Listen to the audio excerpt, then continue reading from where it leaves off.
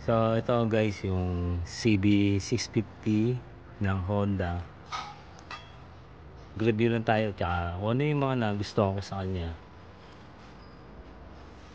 Mga nagustuhan ko sa kanya dito kaya binili natin to si CB. Ayan. Isa sa mga nagustuhan ko guys yung kanyang headlight. Ayan, kita nyo naman guys,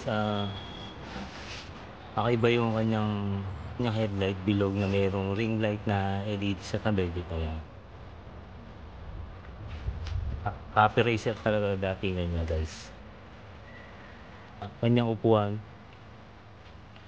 malapad tapos malambot guys. Yan. Tapos itong back ride seat talagang malapad din. Di siya masakit sa puwet. Kasi dyan na angkas yung misis ko. Komportable naman. So, ang reklamo niya lang guys, patagtag. Siguro baka yung shock lang ito, i-adjust lang. Pero pagdating din sa upo, talaga maganda guys. Tsaka yung seat height nito, sakto lang sa akin na 5'8" yung height. Flat footed naman tayo guys. Lalo't pagka naka boots ka, abot na abot mo yung semento. Ayan o, ang linis niyang tignan. Talagang napaka-wild niya, napaka-angas niya. Simple-simple. Kung ikukumpara mo sa mga ibang naked bike, nakita yung makina. Ito talagang ganda na kulay niya. Combination sa matte black na bronze titanium o ano ba tawag dyan.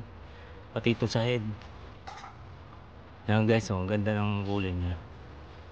Tapos tinerno dito sa front shock, sa front suspension ng Showa, inverted po yan. Yan, may pagka light bronze titanium siya. And then yung kanyang mags pati guys, oh. Dark naman yung pagka titanium niya. Ayan guys, oh. Yan yung kanyang inline 4 na headers. Talagang napaka-wall niyan guys, oh. Kita nyo naman, oh. Simple pero pag dala-dala mo siya, talagang sinakyan mo, talagang gagwapo ka talaga guys. Kasi ito yung ano niya, radiator niya guys. Kaya meron na siyang, nilagyan ko na siya ng ng cover para hindi matalsikan ng bato or buhangin. Kasi ito, nilagyan ko na rin siya ng slider.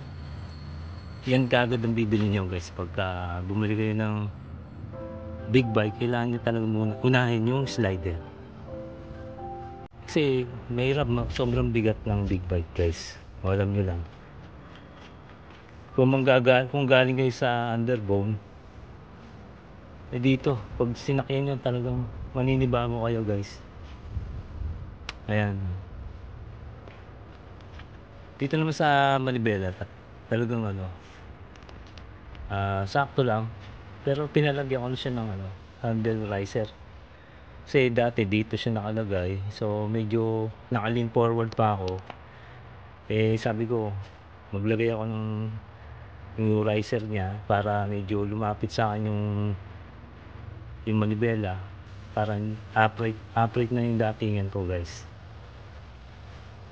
Then ito naman sa fuel, sa gas tank niya, base sa review is 15.4 liters yung kanyang fuel capacity. Siguro nung ako yung nag-rides kami ni Mrs. Tagaytay, nagre-range siya ng 20 or 23 kilometers per liter. Pero depende na rin sa ano nyo, sa bomba nyo, sa buo ng silinyador guys.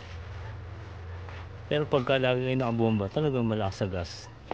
Pero dito, para sa akin matipid na. Inline 4 naman yan guys. Apat yung throttle body niyan, fuel injected na. Talagang bibigay niya talaga yung gusto mong hataw, gusto mong takbo. So guys, nga pala, LED na yan. LED na yung taillight niya. Yan. Tapos yung kanyang signal light. Yan, nakabukas na siya kasama ng headlight guys. Yan.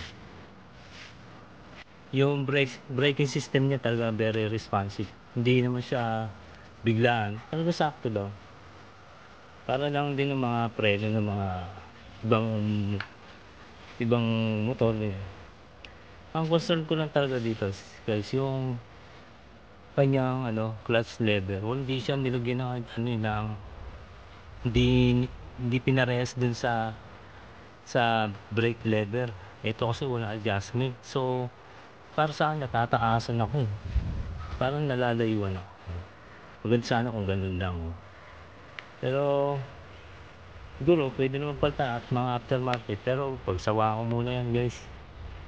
Iba pa rin talaga yung mga stock eh. Sa mga aftermarket na foldable, adjustable.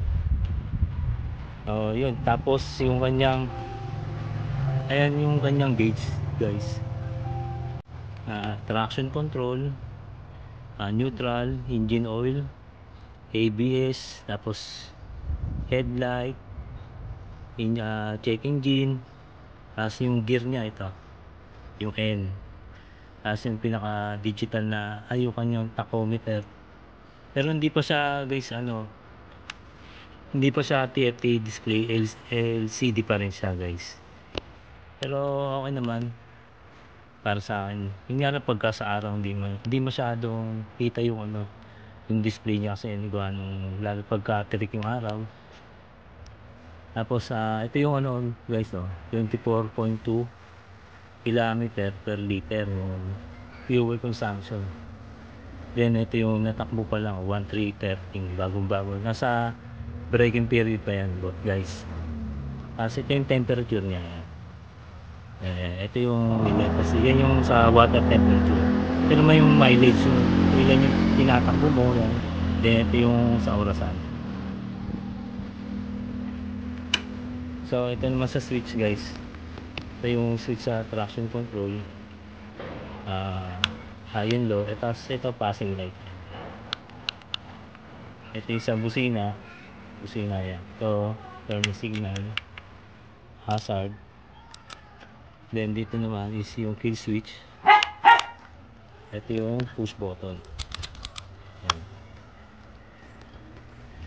Ito yung kanyang rear fender guys. Kaya natatanggal naman yan guys kung gusto yung magpalit ng tail PD. Napapalitan naman yan. Kailangan nyo lang talagang bakasin to guys. Nasa loob yung tornilyo. Pala guys yung aking full exhaust na X-Seal. Ayan. Kasi yung stock talagang underbelly yung stock, then sobrang tahimik niya. Ito sakto lang. Pero bili ko dito sa 45,000 guys. Ayan. Sakto yung ingay niya, talagang mapapalingon yung mga katabi mo sa daan. Yung sa front braking system niya, Nissin na 4-pot caliper. Yan. Double disc. Yan.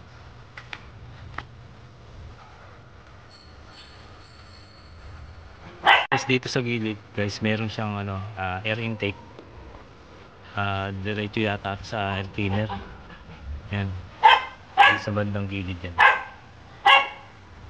So yun lang guys, yun lang yung first impression ko dito. Mga nagustuhan ko sa CB. Talagang hindi ako nagsisi sa pagbili dito. Siguro kasi first big bike ko to eh. Then galing tayo sa mga underbone like Raider 150. Nung sinakyan ko to, talagang sarap guys. Maadi kayong mag big bike talaga. Yung nga palang bigat nito guys sa 203 kg. Pag tinutulak mo siya or ina-antras nito, talaga mabigat guys. Dahil sa traffic, kailangan yung ibaba talaga yung dalawang paa nyo. Kasi lalo pag kami angkas kayo, pag medyo nakatugban, medyo tumagilid ang konti, talagang mabigat eh. Pero pag na-drive nyo na siya, Grabe sarap guys, talagang napakagaan niya. Pwede niyo siyang laro-laruin. Pero safety first pa rin naman. Sa mga ano lang, pag open yung daan, sa akin maglaro. Pero pagka maraming sasakyan, kailangan niyo talaga ng ano, be responsible talaga. Huwag tayo maging kamote, guys, para walang madamay, di ba? So ito nga pala yung nabili ko side mirror guys. Kasi yung stock nito is yung parang literal na side mirror lang. Ito foldable yan. Yan guys. Ganda. Blue lens pa yan. Bluish. Ito yung isa sa kaliwa yan. Yan guys yung ano, side mirror niya. So yun lang guys. Salamat sa panonood about dito sa review natin. Ito nga pala guys, 650cc pero naka-declare siya na 649cc yan. Pinaka-displacement niya 4 valve, double overhead cam, then inline 4. Ayan. Alam niyo na yan guys. Salamat.